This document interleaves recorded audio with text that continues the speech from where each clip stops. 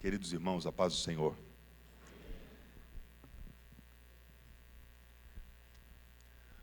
Meus queridos, no dia 20 de julho de 1969, aconteceu algo extraordinário.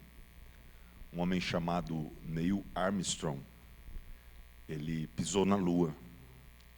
E quando isso aconteceu, todos se empolgaram muito. O presidente norte-americano, em vigência, o senhor excelentíssimo Richard Nixon, pronunciou um discurso muito entusiasmado, dizendo: senhoras e senhores, nós estamos diante do dia mais importante da história. O homem subiu e pisou na Lua. Quando o doutor, reverendo, pastor, pregador Billy Graham, um dos maiores evangelistas que o mundo conheceu, homem que pregou em mais de 180 países e levou milhões de pessoas aos pés de Cristo. Quando ele foi pregar naquele dia, ele assumiu o microfone e disse: senhoras e senhores, que nos perdoem, eu estou parafraseando o que ele disse, que nos perdoe o nosso ilustre presidente, mas ele se equivocou. O dia mais importante da história não foi o dia em que o homem subiu e pisou na Lua. Foi o dia em que Deus desceu e pisou na terra. E é por isso que nós estamos aqui. O nome disso é graça. O Deus eterno deixou as mansões eternas, celestiais, gloriosas, as ruas de ouro e de cristal, e desceu a este mundo corrupto, tenebroso e difícil, por amor a nós. Você pode glorificar a Deus por isso? Não, Jesus não morreu na cruz para fazer você ficar rico. Jesus não morreu na cruz para fazer a gente ser próspero financeiramente. Jesus morreu na cruz para nos fazer salvos. Há uma falsa teologia sendo pregada por aí, a qual nós não admitimos na nossa igreja, a Assembleia de Deus do Brasil, de que o crente, se é salvo, tem que ter tudo o que quer, tudo o que deseja. E alguns até pregam por aí que Deus vai realizar todos os nossos sonhos. Essa é uma terrível mentira e uma grande heresia. Jesus, em primeiro lugar, não tem obrigação alguma de nos dar aquilo que a gente pede, muito menos o que a gente quer. Mas fica tranquilo, Ele pode até não dar o que você quer, mas Ele já deu o que você precisa. A salvação. Você é grato pela salvação? Já parou para pensar um pouquinho o que é ser salvo da condenação eterna, de não ser lançado no lago de fogo e enxofre, a segunda morte, e passar a eternidade sem Deus? Irmão, só isso já é motivo de sobra para a gente entrar aqui pulando de alegria. É que a gente é muito egoísta e vive procurando e buscando aquilo que a gente deseja, aquilo que a gente não tem. Mas Deus é maravilhoso, que mesmo a gente não merecendo absolutamente nada, nos concedeu a salvação e como bônus ainda nos concede coisas que a gente pede, mesmo sem a nossa necessidade. Então glorifique a Deus, porque Deus é maravilhoso. Deus é bom, Ele é fiel. Como foi cantado, Ele é fiel. E Ele não é fiel porque a gente merece, Ele é fiel porque a essência dEle é fidelidade. Ele não pode negar-se a si mesmo, não é isso, pastor? Ele não pode negar a si mesmo. Então a sua essência é fidelidade, Ele não é infiel com ninguém. Não é com você que Ele vai ser. Então acalma a tua tempestade. Deus está no controle de tudo. Queridos, vamos ler o texto sagrado? O Senhor colocou uma palavra no meu coração, quando eu pedi a Ele um texto para ministrar essa noite, neste evento tão importante e tão edificante. Eu aproveito para agradecer aos irmãos que estão na coordenação deste trabalho, parabenizá-los, porque esse é um trabalho extremamente essencial importantíssimo para a igreja, principalmente para a juventude. Muito obrigado, pastor Eloy, mais uma vez, pela confiança. Cumprimentando ao pastor Eloy, eu cumprimento a todos os pastores que aqui estão e também cumprimentando aos nossos coordenadores do evento, nossos amigos irmão Raí e também nosso irmão Júnior. Muito obrigado. Cumprimento a todos aqueles que estão na organização e toda a liderança de jovens. Estou sendo muito bem tratado aqui, muito melhor que eu mereço. Então eu agradeço aos irmãos que estão trabalhando para que isso aconteça, direto ou indiretamente. Amém, meus queridos? Alguém aqui quer ouvir a palavra de Deus ainda? Não, você quer ouvir a palavra de Deus ainda? Diga amém. Então vamos ler em Marcos capítulo 8.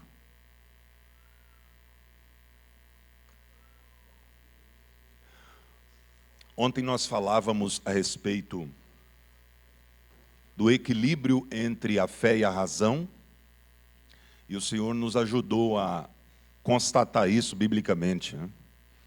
Que a minha fé não anula a minha inteligência, que a razão está totalmente ligada à fé e a fé totalmente ligada à razão, que uma coisa depende da outra, se complementam, não são excludentes. E isso é maravilhoso. Depois que você entende isso, muda tudo, né? Vira a chave. Você passa a compreender coisas que antes você não compreendia. E claro, tudo à luz da palavra de Deus, à luz das Escrituras. Palavra de Deus. A Bíblia é tão importante e tão singular para as nossas vidas, que Jesus disse, passarão céus e terra. Ele não disse, pode ser que passem os céus e a terra. Não, ele afirmou. É uma declaração peremptória. Ele disse, céus e terra passarão, mas as minhas palavras não hão de passar. E é interessante que o Dr. Josh McDowell, um grande estudioso da Escritura Bíblica, ele diz em um dos seus livros que, ainda que fosse possível, hoje em dia não é mais, mas ainda que fosse possível que todas as Bíblias do mundo fossem extintas, queimadas, destruídas, físicas e digitais, se isso fosse possível, hoje não é mais. Se isso acontecesse, ainda assim a Bíblia poderia ser reconstituída completamente. Em todos os seus versículos, são mais de 31 mil, por conta dos livros que fazem referência a ela, inclusive até mesmo os livros dos ateus. Então, nesse momento, até os ateus seriam usados por Deus, para que a Bíblia fosse reconstituída. E ele ainda diz assim, com exceção de 11 versículos, todos os versículos da Bíblia poderiam ser reconstituídos completamente. Então a Bíblia, ela é indestrutível, é a palavra de Deus. É a palavra de Deus. Podem tentar fazer o que quiser, podem tentar mudar a Bíblia, mudar a tradução da Bíblia, extinguir, mas a Bíblia é a palavra de Deus, ponto final. E ela não está só aqui, à nossa mão, ela está no nosso coração e na nossa mente. Quem glorifica a Deus por isso? Vamos ler, meus irmãos, o texto? Peço aos irmãos do som, por favor, que eles me ajudem aqui. Minha voz é um pouco baixa já, e os irmãos me dêem um pouquinho de som para os irmãos me ouvirem. Por gentileza, muito obrigado, viu? Vamos ao texto, queridos. Marcos capítulo 8, nós vamos ler a partir do versículo 22. Está escrito assim. E chegou a Betsaida, e trouxeram-lhe um cego, e rogaram-lhe que lhe tocasse. E tomando o cego pela mão, levou-o para fora da aldeia, e cuspindo-lhe nos olhos, impondo-lhes as mãos, perguntou-lhe se via alguma coisa. E levantando ele os olhos, disse, vejo os homens, pois os vejo como árvores que andam. Depois tornou a pôr-lhe as mãos nos olhos, e ele, olhando firmemente, ficou restabelecido, e já via ao longe, e distintamente a todos. E mandou-o para a sua casa, dizendo, não entres na aldeia. Quem pode dizer amém? Se você puder, tome o seu assento, esteja à vontade. Mas não se esqueça que dar glória a Deus é de graça, tá? E não é proibido. Meus queridos irmãos, o texto que nós lemos, indubitavelmente, é um dos textos mais emblemáticos das páginas neotestamentárias, isto é, do Novo Testamento. Foi escrito por ninguém mais, ninguém menos que o nosso querido irmão João Marcos. E João Marcos, apesar de, quem está me ouvindo, diga amém. Apesar de não ter sido um dos 12 discípulos diretos de Jesus, ele teve comunhão muito particular, estreita, com quem teve, que foi o nosso irmão Pedro. Pedro foi um dos discípulos mais íntimos de Jesus. Todo mundo sabe disso. E Marcos era discípulo de Pedro. Portanto, alguns eruditos até dizem que o evangelho de Marcos poderia ser chamado de evangelho segundo Pedro. Porque as informações que nós temos aqui registradas, elas advieram do nosso amigo, irmão, apóstolo Pedro, pela vida de Marcos. Pregações, ensinamentos, conselhos. Marcos reuniu isso sob a inspiração do Espírito Santo, obviamente, e colocou isso aqui. É o primeiro evangelho a ser escrito dos 4. Mateus, Marcos, Lucas e João. O primeiro a ser escrito. Por isso ele é o mais curto, só tem 16 capítulos. Por isso ele é o mais objetivo, é chamado de evangelho jornalístico. Um dos evangelhos mais centrais dos 4. Porque ele vai revelar a ação de Jesus, o comportamento e habilidade de Jesus em fazer coisas. Porque, diferentemente de Mateus, que escreve para os judeus, e de Lucas, que escreve para Teófilo e para os gentios, e de João, que escreve para os gregos, Marcos escreve para os romanos. E preste atenção, os romanos não gostavam muito de discursos prolongados. Não eram afeitos a muita fala. Os romanos gostavam da prática, chamada praxis romana. Eles gostavam da ação, da atividade. Então Marcos, sabendo disso, ele mostra Jesus sempre em ação, em atividade. Ora, Jesus está pregando, está curando, fazendo milagres, prodígios e maravilhas. Por isso que a palavra que mais aparece nos 16 capítulos de Marcos é a palavra imediatamente, mais de 40 vezes. Imediatamente aconteceu isso, imediatamente aquilo, imediatamente foi curado, imediatamente foi tocado. Ele sempre elenca isso. Agora, esse texto que nós lemos, ele é peculiar e particular, porque Marcos, ele dá alguns detalhes que os outros não dão. Fala de uma história que os outros não falam. Ele escreve um fato que os outros não escrevem. Versículo 22 que você leu comigo. Se você puder, deixe sua Bíblia aberta. Eu não vou sair do texto, como eu sempre procuro fazer. E chegou em Betsaida. Quem chegou em Betsaida? Jesus. Repita após mim, Betsaida.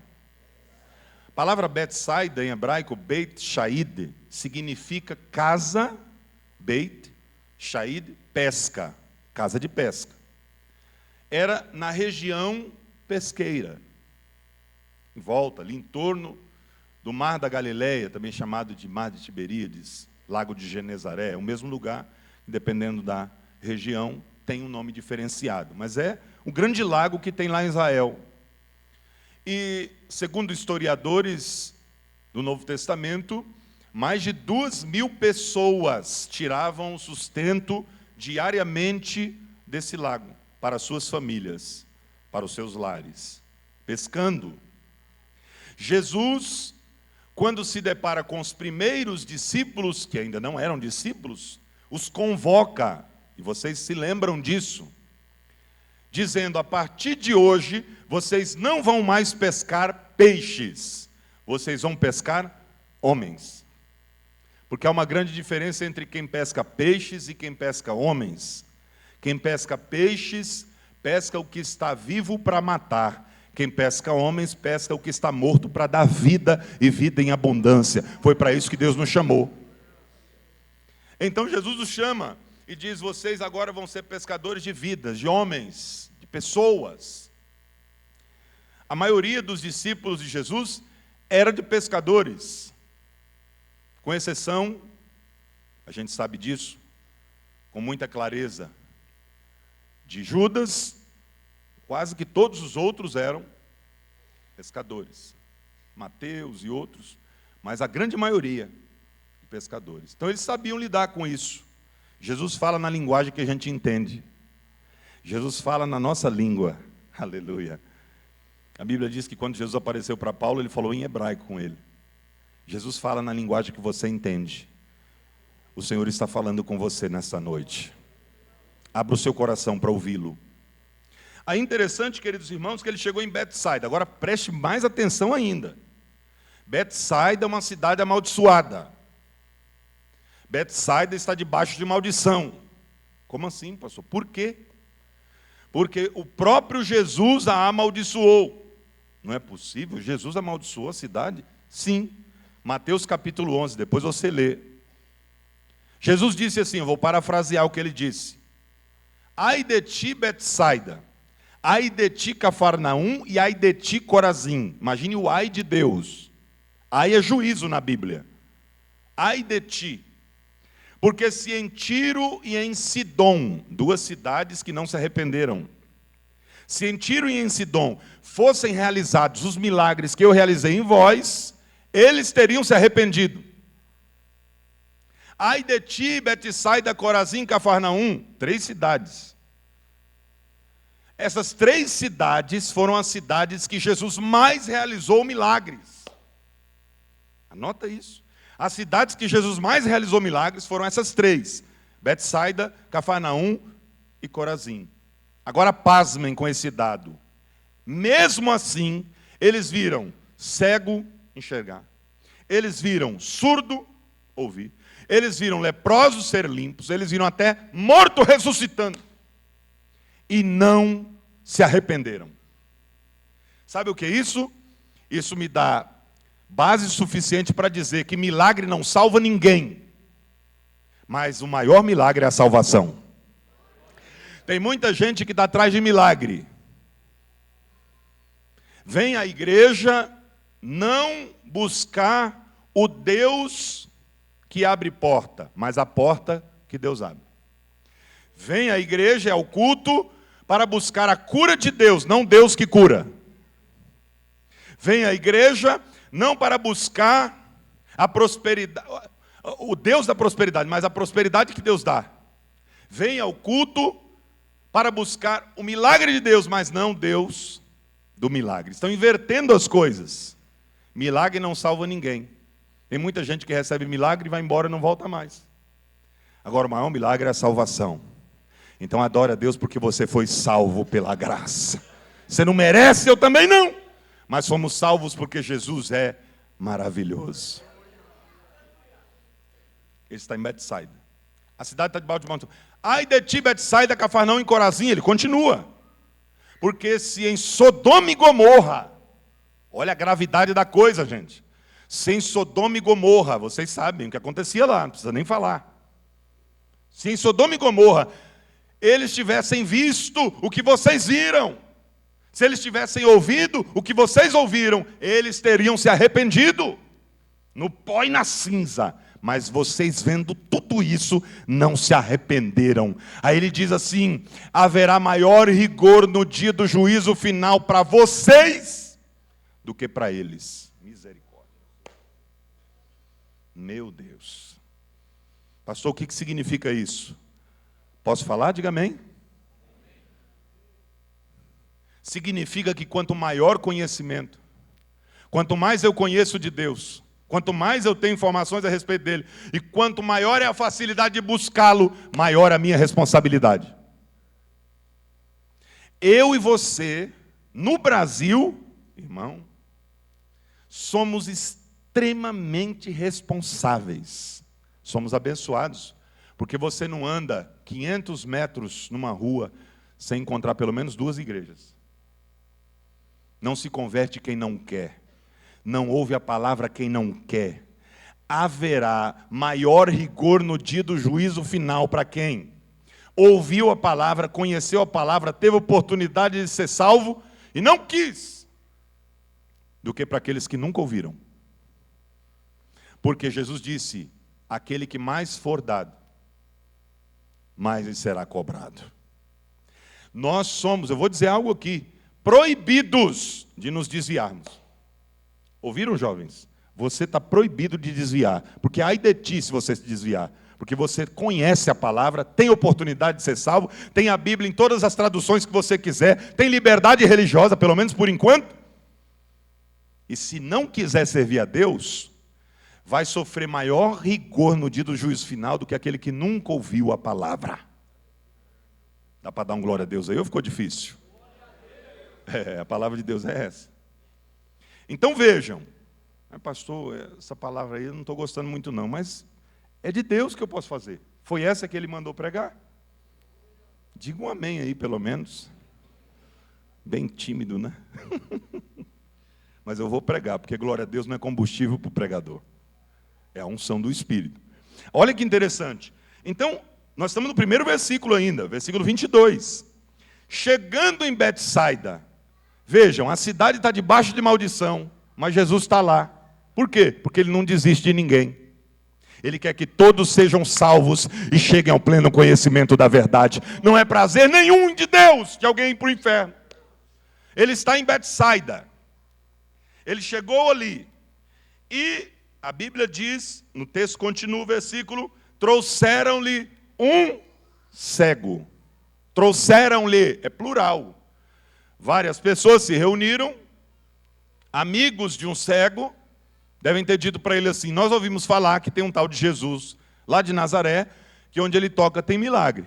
Onde ele toca tem restauração. Onde ele toca tem transformação. Onde ele toca tem cura. Onde ele toca as coisas acontecem. Ele tem poder para curar você. Você quer ir lá? Ele disse, quero.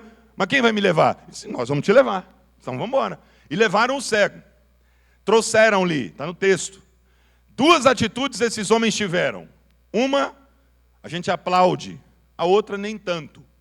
A primeira atitude deles, levaram o cego até Jesus. Aqui eu aprendo muito. Verdadeiros amigos nos aproximam de Jesus, não nos afastam dele. Se você, jovem, tem um amigo que se diz amigo e quer que você se afaste de Jesus, é teu inimigo, não é teu amigo coisa nenhuma. Ah não, mas você já foi no culto ontem. Vai hoje de novo. Para mim isso já é fanatismo. Para quê? Já foi na quinta, foi na sexta, vai no sábado, domingo de novo, para que isso? Não, só um dia tá bom. Deus não quer isso de ninguém. Inimigo. Porque verdadeiros amigos vão dizer o seguinte, isso mesmo, busque a Jesus, melhor coisa que tem é ser crente. Não dá glória a Deus quem não quer, mas a palavra está sendo pregada. Então o texto está dizendo, trouxeram-lhe o cego, aí a segunda atitude não foi tão boa. Disseram, toca nele para ele ser curado. Quiseram ensinar Jesus. Aí, pastor. Quiseram ensinar Jesus a fazer milagre. Quiseram ensinar o Criador de todas as coisas, aquele que do nada fez o tudo, realizar milagre. Toca nele, como quem diz assim, olha para cá. Como quem diz assim, toca nele, ele vai ser curado, a gente vai embora e volta para nossas atividades normais. A gente só veio aqui atrás do milagre, a gente não quer relacionamento, não quer ser discípulo. Segura aí que eu vou entrar. Posso? Se não puder eu entro do mesmo jeito. Aí o que aconteceu? Toca nele para ele ser curado que nós vamos embora, vamos seguir a nossa vida, nosso cotidiano. Queriam um milagre de Jesus, mas não queriam um relacionamento com ele. Assim está cheio de gente. Quer só a bênção de Deus, mas não quer o relacionamento com Deus. E relacionamento com Deus é investimento de tempo. Eu sinto Deus nessa palavra. É relacionamento. Relacionamento e comunhão. Comunhão é amizade. E amizade não se faz do dia para a noite.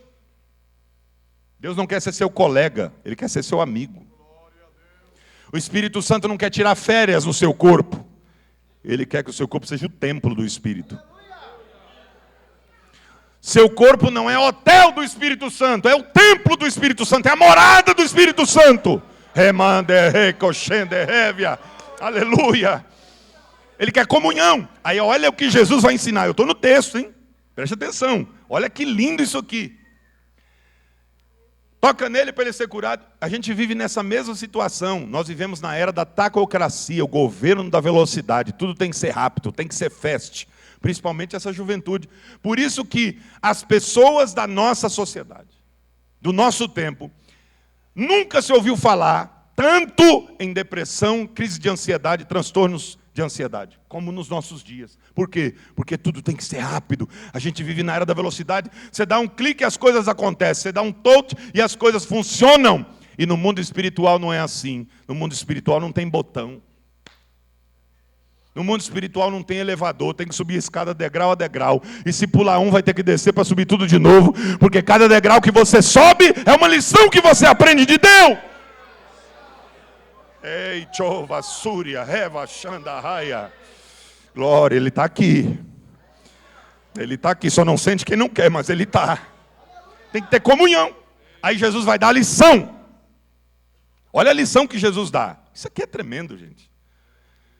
Toca nele para ele ser curado. A gente veio aqui, quer ensinar Jesus? Eu imagino Jesus pensando, né? Esqueceu o que ele está falando, ele não me conhece direito, né? Mas tudo bem. Vocês me dão licença? O texto diz, olha o que está escrito. Versículo 23. E tomando o cego pela mão, aleluia, levou-o para fora da aldeia. Vocês querem o quê? O toque. Toca nele. Tocar, né? Eu vou até tocar nele, mas antes de tocar eu vou fazer algo mais importante. Vem cá, meu filho. Pegou na mão dele.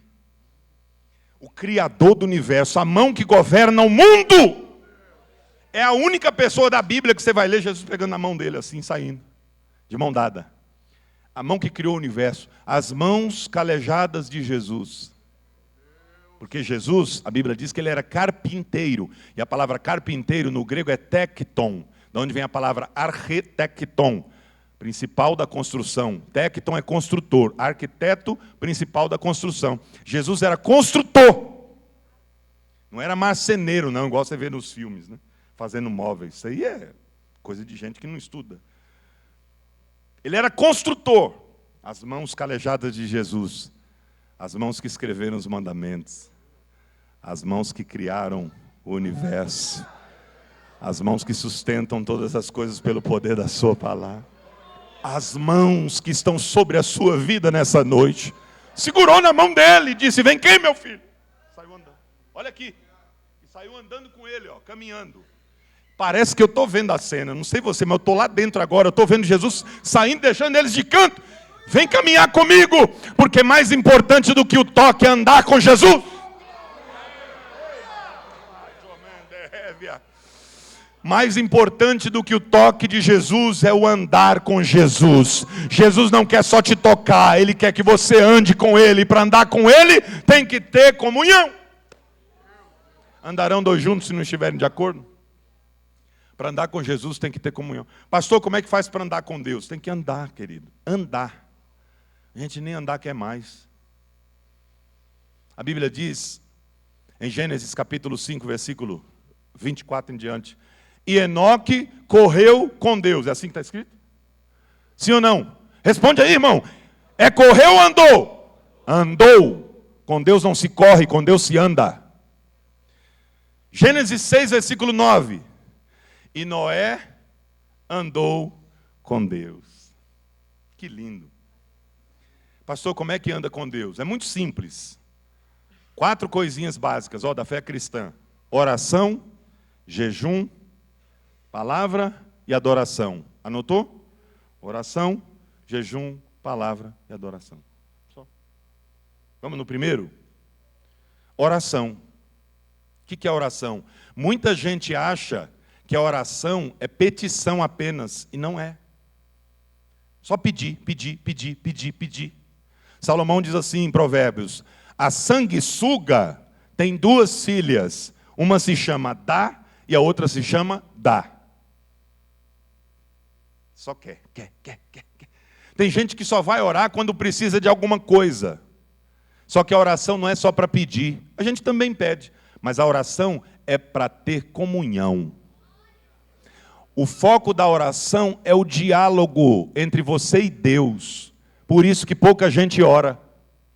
Porque acha que para orar tem que ter uma necessidade. Para pedir alguma coisa para Deus. Quando ele não tem nenhuma necessidade, ele não ora. Tem gente que não ora nem na igreja mais. Tem um costume lindo nosso, assembleano, a gente chega no culto, ajoelha e ora. Tem gente que nem isso faz mais. Se não ora na igreja, vai orar onde? A glória a Deus some, né? Não ora, não quer orar. Oração é relacionamento, é diálogo. Escute isso. Eu comparo a oração com uma ligação. Quando você recebe uma ligação de uma pessoa que você não conhece, você desconhece o número, como é que a gente atende? Alô? Pois não? Não, obrigado, estou sem tempo agora, me perdoe, desculpe, tá? Tchau. Acabou. Você não quer. Quando você recebe uma ligação de alguém que você ama, que você conhece, que você tem prazer em falar, irmão, com licença, querido, paz do Senhor, tudo bem, tudo bem. Você fica 1 hora sem perceber. Por quê? Porque você conhece a pessoa. Pastor, porque tem gente que não consegue orar 10 minutos? Porque não conhece a Deus. Não tem comunhão com Ele. Não sabe o que falar com Ele. Por quê? Não tem relacionamento nenhum. Vem à igreja, só bate o cartão e vai embora. Meu Deus, me ajuda, Jesus.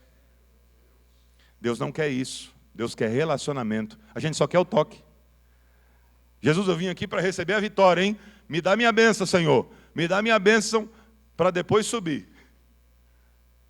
Aí Deus fala, eu quero que você tenha comunhão comigo, porque mais importante do que receber a minha bênção é ter a minha presença. Kamalachure reminácia.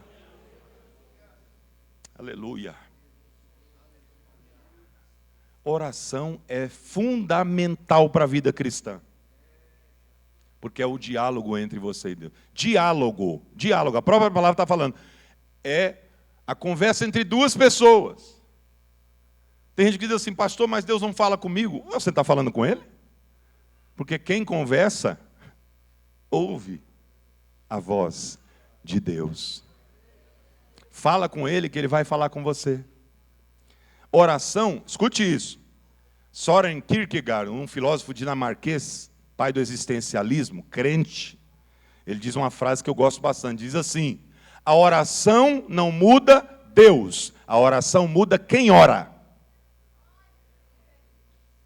Se você entrar no seu quarto e ficar 20 horas orando, sem levantar, quando você levantar das 20 horas de oração, você está com o joelho doendo, com o corpo chega, está duro, não consegue nem esticar a perna direito, Deus continua o mesmo.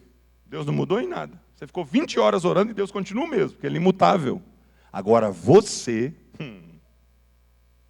nunca mais você será o mesmo depois dessa oração. Porque quanto mais você fala com Deus, mais parecido com Ele você fica. Quanto mais, isso a psicologia já comprovou, quanto mais você anda com uma pessoa, mais parecido com essa pessoa você fica. Quem é casado, levanta a mão. Quem é casado, levanta a mão. Alguns levantaram a mão triste, misericórdia, que é isso? Vigia, varão. Aí mandar um cutucão nele aí. O marido fica mais parecido com a esposa. Fica ou não fica?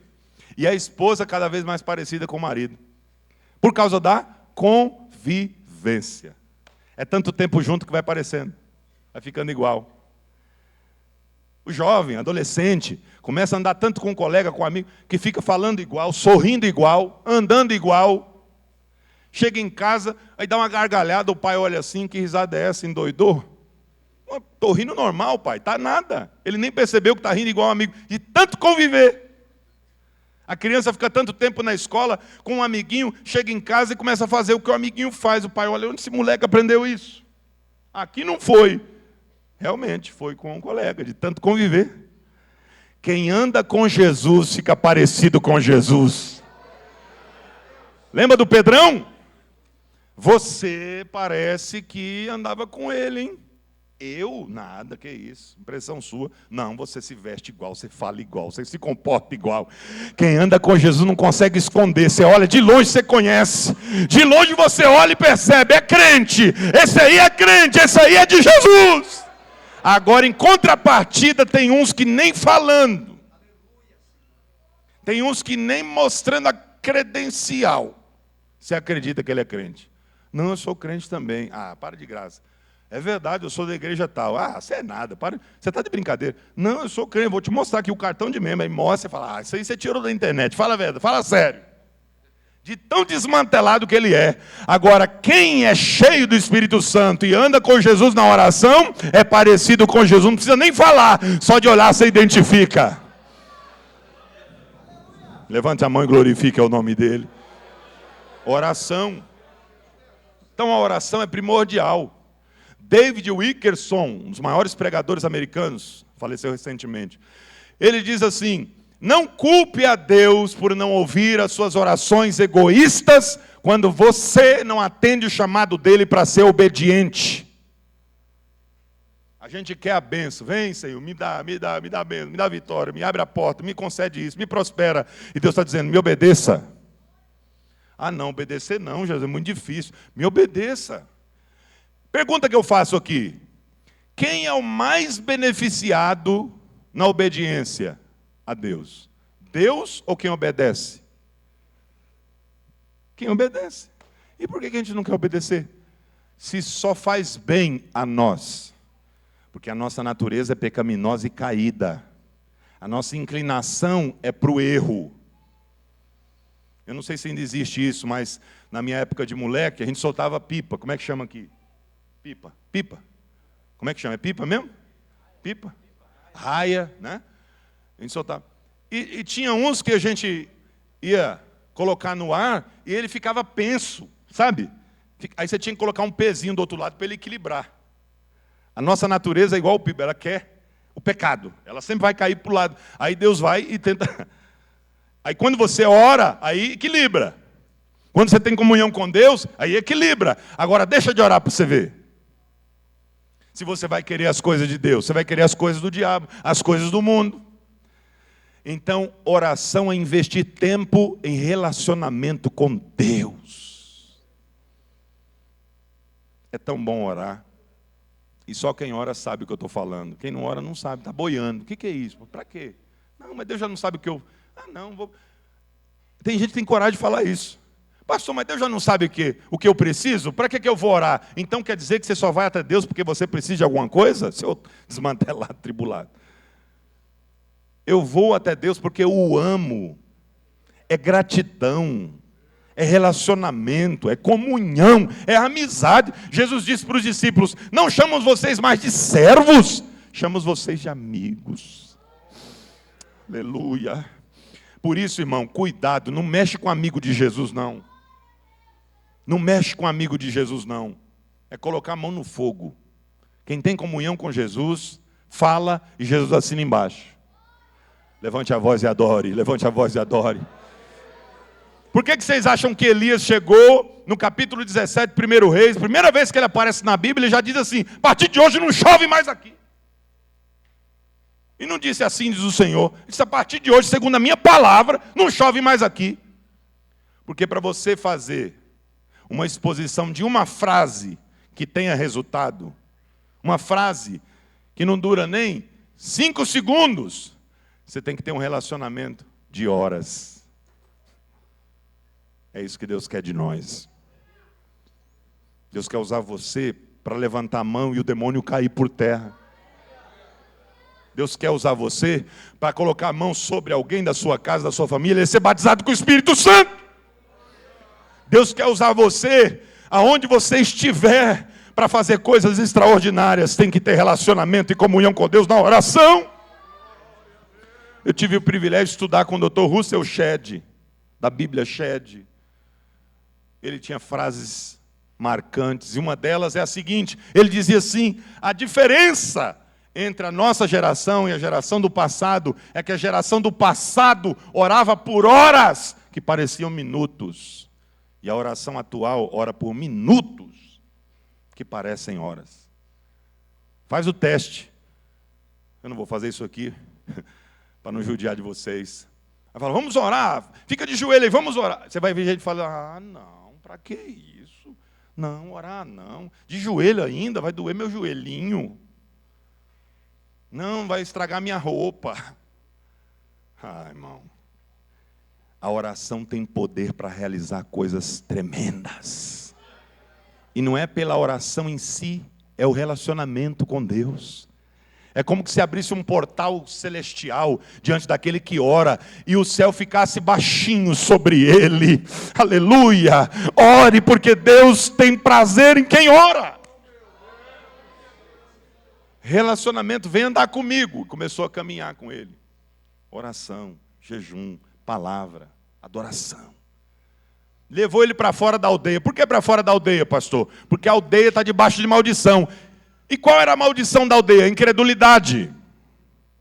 Pastor, é possível ser crente e ser incrédulo? Biblicamente não. Mas é possível ser evangélico e ser incrédulo.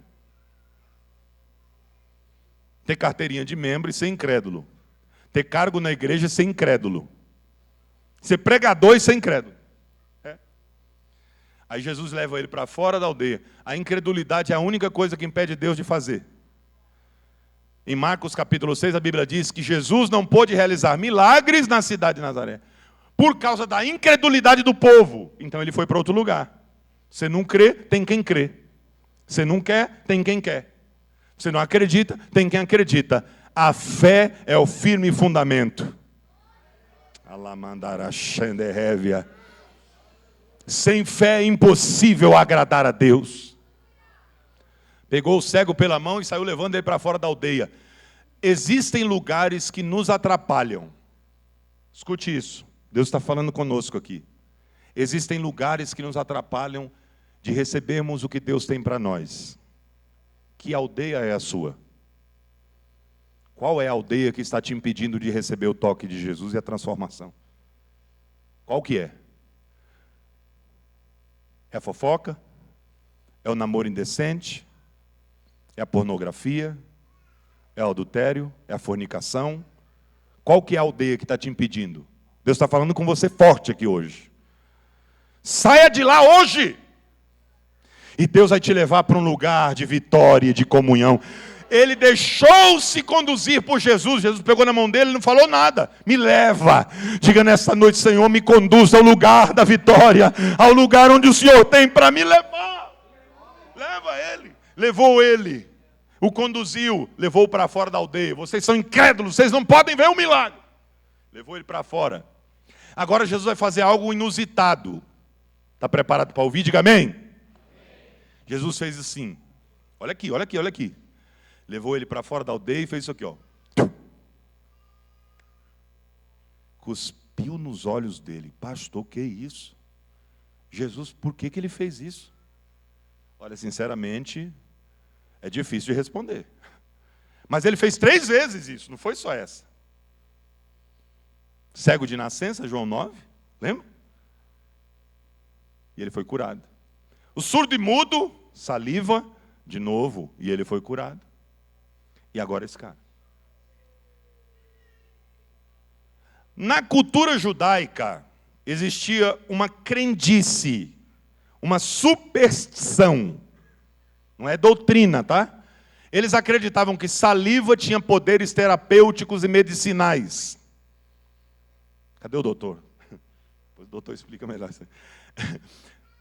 Terapêuticos e medicinais. Aí, eles achavam, inclusive no Talmud, que é um livro, uma enciclopédia de comentários judaicos e tal, eles dizem que quando alguém estava enfermo dentro de casa, pegava-se um pouquinho da saliva do primogênito e colocava na enfermidade. Eles achavam que isso traria cura, porque eles tinham essa crendice. O homem, ele é cego, mas não é surdo. Ele conhecia essa tradição. Quando Jesus colocou saliva nos olhos dele, ele sentiu saliva na mente dele, de um judeu da época, ele fez a conexão. Saliva, cura. Esse homem vai me curar. Isso fez com que a fé dele fosse ativada naquele momento. Quem está entendendo, diga bem. Eu estou dentro da mensagem. Aí ele, puxa vida, ele vai me curar mesmo. Aí Jesus faz a pergunta crucial do texto. Agora que eu vou começar, ó. A pergunta crucial do texto, qual que é? Você está vendo alguma coisa, meu filho? Meu Deus, que maravilha. Você está enxergando alguma coisa? Perguntas. O homem, ele era cego, sim ou não? Quem é cego vê alguma coisa? Ele não tinha glaucoma, ele não tinha hipermetropia, ele não tinha astigmatismo, ele não tinha miopia. Ele era cego. Cego vê alguma coisa, sim ou não? Diga bem forte, sim ou não? Então ele não enxergava nada. Jesus perguntou para ele, depois que cuspiu nos olhos dele: você está vendo alguma coisa? O que ele disse? Vejo. Alguns entenderam, eu vou dizer de novo. Ele não enxergava nada, ele era cego, completamente escuro. Jesus disse: você está vendo alguma coisa? Ele disse: vejo. Irmãos, o homem foi curado, você não deu nenhum glória a Deus? Ele foi curado. O homem foi curado. Espera aí, pastor, mas o texto continua. Você não leu o resto. Ele disse: vejo, mas vejo os homens como árvores que andam. Então ele estava vendo, mas estava vendo meio turvo. Ele estava enxergando, mas ele estava enxergando meio embaçado. Mas ele estava enxergando sim ou não? Sim ou não? Então ele foi curado. Aqui vem a palavra de Deus para nós. Pode não estar do jeito que a gente quer, mas está melhor que a gente merece. Pode não estar do jeito que você deseja, mas está melhor do que estava antes. Aqui vem o poder da gratidão. Meu Deus, me ajuda. Tem muita gente ingrata no nosso meio. E se tem um pecado que Deus abomina, é a ingratidão. Deus matou milhares de pessoas no deserto por causa desse pecado. Não foi por causa de adultério, nem por causa de fornicação. Ingratidão. Olha no retrovisor da vida e diga para mim se está melhor agora, servindo a Deus, ou se era melhor antes, que você não servia. Eu duvido, eu dó você dizer, se você é servo de Deus de verdade, que antes estava melhor. Eu duvido. Olha no retrovisor da vida e agradeça a Deus pelo que Ele tem feito. Olha quem você era e olha quem você é. Olha onde você estava e olha onde você está. Eu estou falando de mim. Tem gente que está aqui esta noite que não era nem para estar vivo. Tem gente que está aqui esta noite que estaria debaixo de 7 palmos de terra se Jesus não tivesse se encontrado. Tem gente que está aqui esta noite que era para estar num leito de hospital, preso atrás das grades, e Jesus te libertou, te colocou aqui, e você está aí bonito, cheiroso, e não dá nenhum glória a Deus. Deus está dizendo para nós: seja grato, porque a gratidão é a marca do crente.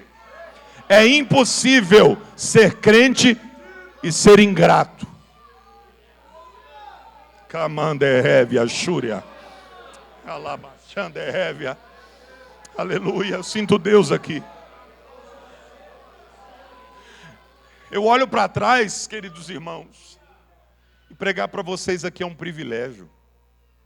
É uma honra muito grande. Não existe honra maior do que essa para um mortal, do que ser ministro da palavra de Deus, embaixador do reino. Se dê conta disso. Eu olho para trás e lembro. Esses dias eu fiz a mudança, a gente foi mudar para Guarulhos. E aí eu fui olhar. Na mudança a gente sempre encontra, né? Álbum de fotografia. Os jovens nem sabem o que é isso, né, pastor? Álbum, vou explicar para vocês, mais novos. Álbum de fotografia era tipo um livro, que a gente colava fotos nele. Deu para entender, né? Então aí eu olhei meu álbum de fotografia do casamento. Falei: Jesus amado. Chamei minha esposa, falei: meu amor, vem cá. Ela disse: o que foi?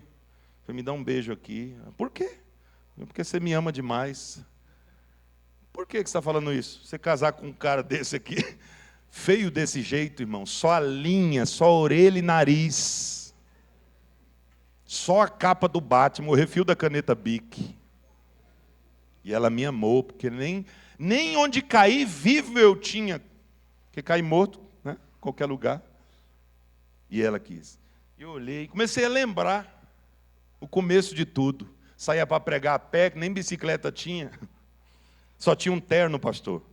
E um terno, ele era, não ri não, tá? Por favor, isso não é pecado. Ele era meio bege assim, mas não era desses beges bonitos, né? Era um bege assim meio... Aí, o pessoal me conhecia como o irmão do terno bege. Só tinha aquele, eu tinha ganhado. Inclusive, até hoje, a minha grife de roupas é japonesa, aquela marca Kimidero. Né? Que me deram o terno, que me deram o sapato, que me deram a gravata, tudo que me deram. Até essa camiseta que me deram hoje. Ontem, né? E aí eu ia pregar, e os irmãos, e Deus fazendo promessa, vou te fazer um pregador, vou te levar pelos 4 cantos, e aquela coisa toda, mas nada de cumprir, né? Porque não era o tempo, tem que ter história. Deus não faz o dia para a noite. Eu disse ontem, Deus não faz mágica, Deus faz milagre, e milagre precisa de tempo. E aí eu ia pregar, e os irmãos, irmão Rodrigo, Deus abençoe, volte sempre, nem o passe. Lembra do passe? Não é passe espírita não, tá? Era para o ônibus, era o dinheiro, né, da condução, era um negocinho assim, um bilhete. Nada. Ia a pé e voltava a pé, na chuva, no sol. Sapato só tinha um. Um dia o irmão olhou para mim, percebeu que fazia tempo que eu estava com aquele sapato, já estava só o pó. Aí ele olhou e falou assim, ô Rodrigão, você está com esse sapato só, né? Eu falei, é. Aí ele fez a pergunta que todo mundo quer ouvir numa situação dessa. Ele disse, qual é o seu número? Que número você calça? Eu disse, do 40 ao 50, varão. Ele disse, como assim do 40 ao 50? Não, traz lá, se servir. Se ficar pequeno, a gente encolhe o dedo. E se ficar grande, tem papel para quê? Vocês não sabem o que é isso? Vocês são ricos? Aí, era desse jeito. E Deus fazendo promessa. Tinha época de querer comer uma pizza. Meu Deus do céu, fico até emocionado de falar isso. E não podia, porque recém-casado, cheio de dívida, se comprasse a pizza no final do mês, desinteirava. E eu ficava orando, Jesus, teu servo quer comer uma pizza. Aquela cheia de queijo assim. Né? Porque pizza é de Deus, né?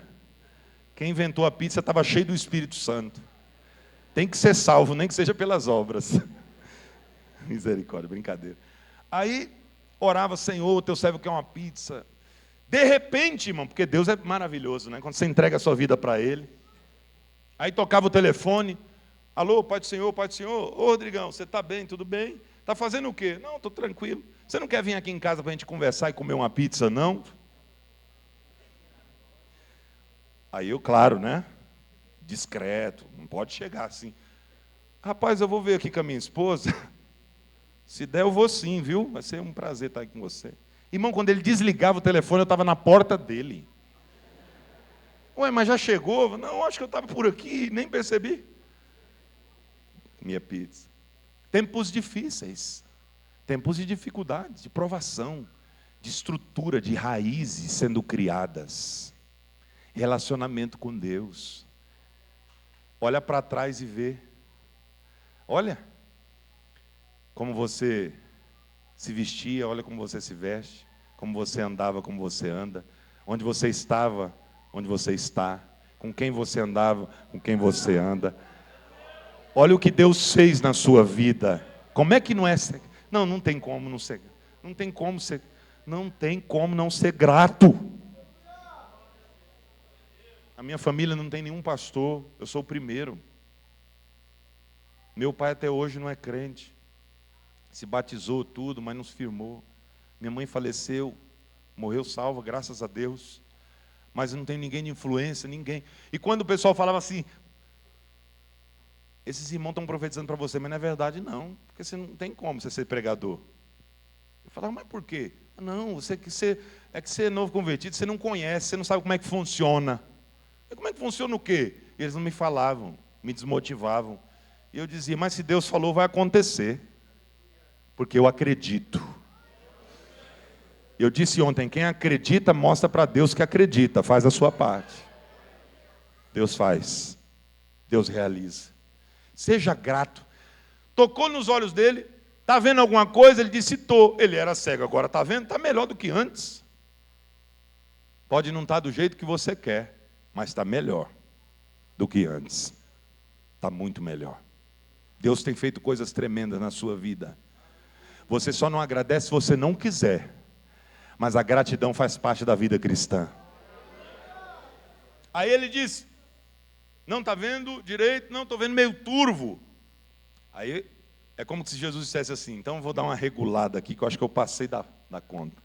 Aí foi lá e tocou-lhe novamente e perguntou, e agora você está vendo? Ele disse, agora eu vejo perfeitamente. Porque o que Deus começa, Ele termina. Se Deus começou a realizar algo na sua vida, vai terminar para a glória dEle.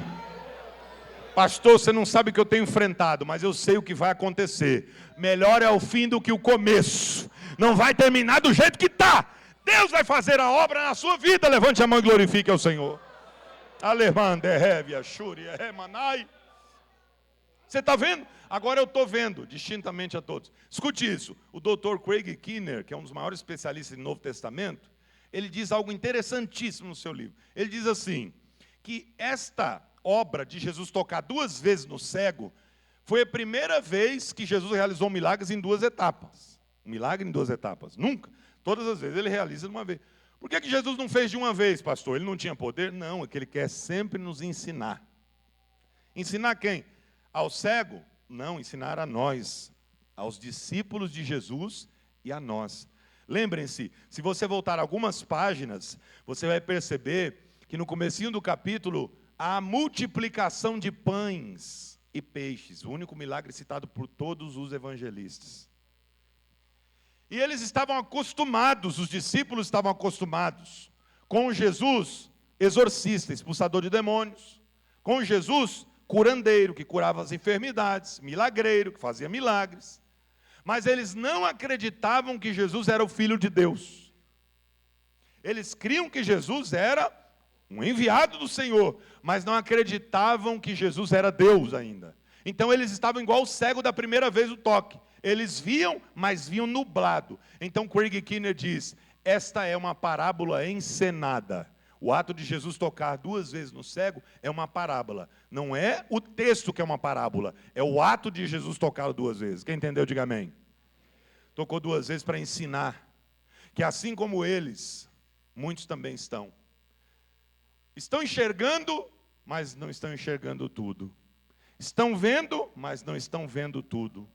São crentes, até entendem um pouquinho do mundo espiritual, mas não entendem tudo que Deus quer. Deus quer abrir a tua visão completamente hoje, para que você enxergue tudo que Deus tem para você. Oh glória, oh glória. Quem quer ter a visão aberta? Oh, receba a visão agora de Deus. Receba a abertura da visão da parte de Deus agora. Deus quer que você enxergue tudo. Aí eu termino aqui. Versículo 26. E mandou-o para a sua casa. Jesus deu 2 ordens para o cego, e ele dá 2 ordens para nós aqui hoje. Vai para casa. Porque eu imagino o seguinte, deixa eu imaginar, não está no texto, mas não é heresia, é uma especulação, é uma imaginação minha, dentro da Bíblia. O gadareno, quando foi curado, quando foi liberto, o que aconteceu? Ele disse, eu quero te seguir, eu quero ser missionário.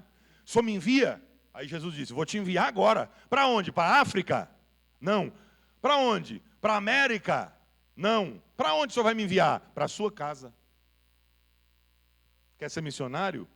O melhor lugar é a sua casa. Porque não existe lugar melhor para saberem o que eu fiz na sua vida do que entre os seus. Porque ninguém conhece você melhor do que os seus. Viram você antes de se encontrar comigo e agora vão ver você depois de se encontrar comigo. Se eu sou crente, eu tenho que mostrar que fui transformado por Jesus. É impossível uma pessoa dizer que foi tocada por Jesus e viver do mesmo jeito. Com as mesmas atitudes, com as mesmas práticas.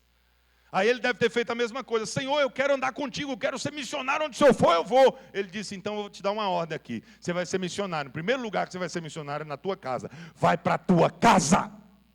Lá eles viram você cego, agora vão ver você enxergando. Lá eles viram quem você era, agora vão ver quem você é. Depois que se encontrou comigo, sua vida foi transformada. Eu prefiro 1000 vezes ser vaiado aqui e ser aplaudido em casa, do que o contrário. Tem gente que é aplaudido em público e é vaiado em sua casa. Sua família não o respeita como homem de Deus, como um cristão. O que é que o seu pai diz a respeito de você, sua mãe, seus irmãos? Você é crente mesmo? Tem dado testemunho de Cristo? Na faculdade, na escola, no trabalho? Porque senão não está adiantando muita coisa. É noite de conversão. santidade. O teólogo James Pink, um grande escritor, ele diz o seguinte: os maiores inimigos da igreja não são os ateus, não são os comunistas, não são os marxistas, não são os islâmicos. Os maiores inimigos da igreja são os falsos cristãos, que dizem ser e não são. São ateus práticos. Dizem que Deus existe, mas vivem como se Ele não existisse. Deus quer mudança da nossa parte. Vai para a tua casa e mostra para eles que você agora é diferente. Contava piada indecente, agora não conta mais. Via pornografia, agora não vê mais. Adulterava, agora não adultera mais. Mentia, agora não mente mais. Se vestia indecentemente, agora não se veste mais. Glória a Deus, some, né? Eu não estou dizendo receba a bênção, eu estou dizendo se converta. Deus quer fazer coisas grandes na sua vida hoje. Que manda é heavy. Essa é a maior bênção que existe. Aleluia, porque Deus nos ama. E a Bíblia diz que Ele ama e corrige aqueles que Ele ama e toma por filho. Ei, jovem, você às vezes fica triste com Deus, porque tem gente que faz tudo errado e parece que Deus não fala nada. E você, quando pisa um pouquinho fora da risca, Deus já te corrige. Sinta-se privilegiado. Porque Ele só corrige quem Ele ama. Eu ficava bravo com Deus quando novo convertido, pastor, porque eu não entendia isso ainda, não tinha conhecimento, e os jovens da igreja faziam, pintavam e bordavam, e não falavam nada contra, não tinha profeta para falar. Eu dizia, por quê? Eu só faço coisinha de nada, e já vem o profeta, olha, cuidado. Deus revelava para a irmã do ciclo de oração e falava, meu filho, vem aqui. Mas eu dizia uma coisa tão pequena, mas Deus estava vendo lá na frente. Você não pode manchar a tua história, porque eu vou fazer coisa grande na tua vida. Aleluia. Eu olho para alguns que começaram comigo e hoje estão desviados. Hoje estão no mundo, desistiram da caminhada. E a graça de Deus me sustentou, porque eu não mereço, mas é a graça que sustenta. Porque Deus tem uma obra na tua vida, você é diferente, você não é igual aos outros. Por isso que Deus pega no seu pé. Para usar uma expressão nossa, porque Ele te ama tanto que Ele não vai deixar o diabo te arrastar, Ele vai te usar com poder e autoridade, e quando você olhar para trás, você vai fazer igual eu estou fazendo agora, obrigado Senhor, eu não mereço, mas o Senhor é muito bom, em todo tempo Tu és bom. Se prepare para o que Deus vai fazer, vai para a tua casa. Por quê? Porque nós somos, como dizia Billy Graham, a Bíblia que o mundo está lendo. Dwight Lyman Moody dizia algo interessante, ele dizia assim, de 100 homens, 1 vai ler a Bíblia, 99 vão ler o cristão. Raimundo de Oliveira, um grande escritor brasileiro, nordestino, escritor da CPAD, ele dizia assim, que o crente tem 4 evangelhos, Mateus, Marcos, Lucas e João, e o não crente tem 5, Mateus, Marcos, Lucas, João e você. E geralmente o não crente nem vai ler Mateus, nem Marcos, nem Lucas, nem João, mas vai ler a gente. Que tipo de Bíblia eu estou sendo, que tipo de evangelho eu estou sendo para quem está lá fora. Porque aqui dentro, todo mundo, eu olho aqui e não vejo ninguém. Que seja repreensível, todo mundo bonitinho, arrumadinho, crente dando glória a Deus, cara de crente, com a Bíblia na mão, mas lá fora Deus conhece quem é quem. É lá que a coisa aperta, porque nós estamos em guerra, aqui é só o quartel-general, aqui a gente recebe armas de Deus, aqui a gente recebe o poder bélico de Deus para enfrentar as fortalezas do diabo. Então se equipa nessa noite, coloca a armadura, se enche de munição, porque o diabo não está brincando, e a igreja também não. Nós vamos avançar, vamos crescer, vamos prosperar, vamos... Levante a mão e glorifique ao Senhor. Deus está neste lugar. Vai para a tua casa, mostra o que eu fiz lá. Que mais? Segundo, e aqui eu encerro, nunca mais entre na aldeia. Aleluia. A aldeia não é para você. Esse mundo não pertence a nós. Nós não somos do mundo, nós estamos. Estar é temporário, ser é eterno. Você é do céu. Você não é da Babilônia, você é de Jerusalém. Oh, aleluia. Oh, aleluia. Eu estou sentindo a presença de Deus muito forte aqui. Vai para a tua casa e não entre mais na aldeia. Nunca mais volte para o mundo. E você que nunca foi, não vá. Mas pastor, o mundo tem tanta coisa interessante. Tem mesmo. Mas o mundo tem tanto atrativo. Tem mesmo. Mas tudo isso te leva ao inferno. Mas Deus, Ele te conduz pelo caminho certo. O caminho de Deus pode ser o mais longo, o mais difícil, mas é sempre o melhor. É sempre o melhor. É sempre o melhor. É sempre o melhor. É sempre o melhor. O diabo sempre dá um caminho mais fácil, mais amplo, mais largo. Mas esse conduz à perdição.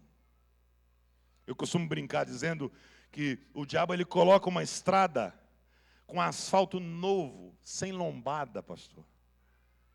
Sem limite de velocidade, sem radar, sem fiscal, sem semáforo. Pode acelerar à vontade, mas o fim é o abismo. E de repente Jesus aparece para nós no meio da estrada e diz assim: eu tenho outro caminho para você. Caminha comigo. Mas essa estrada está tão boa.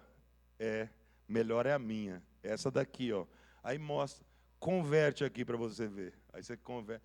Essa aqui, mas está cheia de buraco, não tem nem asfalto, cheia de lombada, cheia de fiscal, cheia de semáforo, cheia de radar.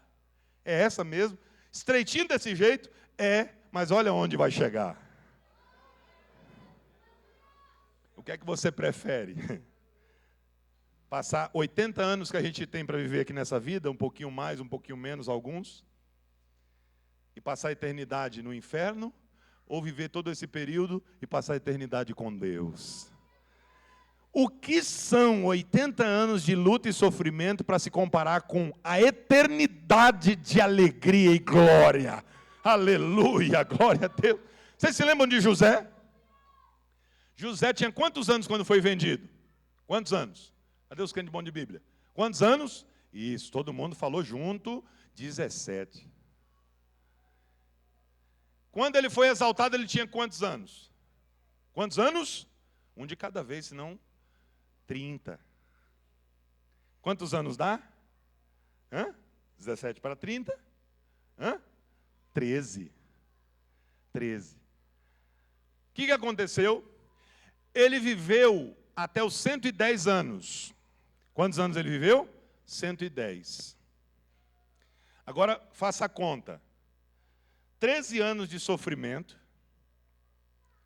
dos 30 aos 110, só bênção.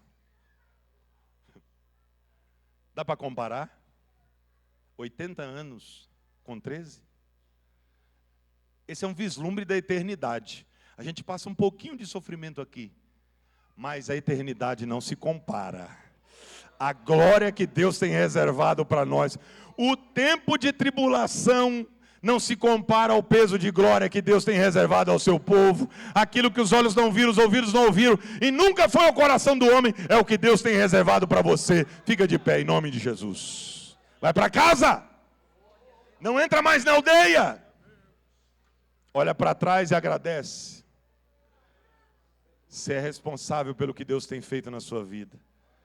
As lições que Deus tem dado a nós essa noite são poderosas para transformar a nossa vida para sempre.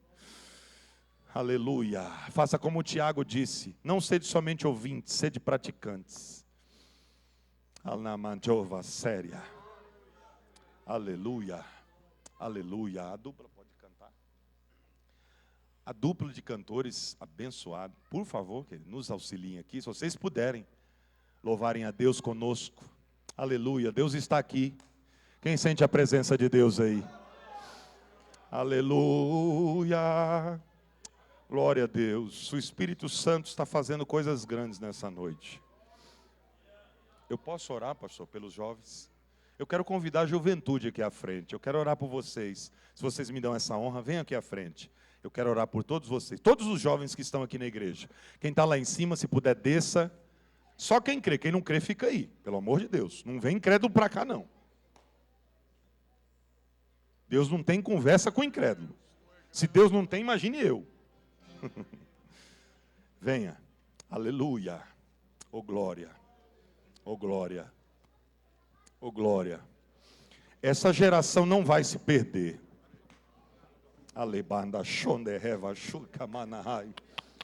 O Senhor está marcando a vida de vocês hoje. Vocês podem não ter gostado da pregação, mas essa mensagem vai ficar gravada no coração de vocês, porque ela está ungida. Veio do céu. Eu não queria pregar isso, mas Deus falou conosco. Deus tem coisas tremendas para fazer. Essa tristeza na sua alma, essa decepção, essa vontade de morrer e de parar, vai cair por terra agora, em nome de Jesus. O Espírito de vida chegou na frente e vai te renovar agora e te capacitar para uma nova fase. Lemande reva chandewei, uimi candelebe que mandar a cheia. Há uma renovação da parte de Deus. Andará chandehevia. Nós vamos orar. Quando eu terminar a oração, nós vamos cantar.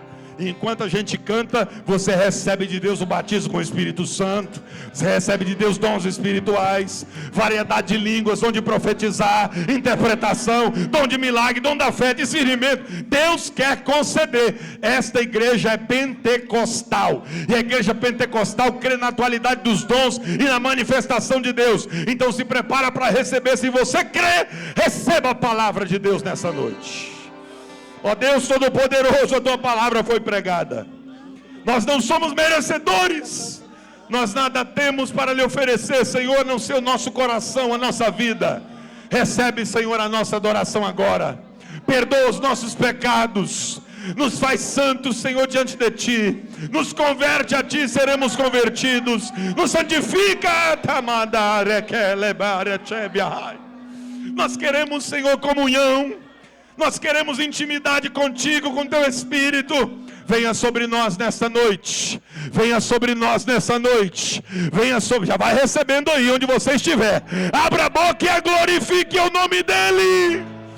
Cante. Eu quero estar em tua casa.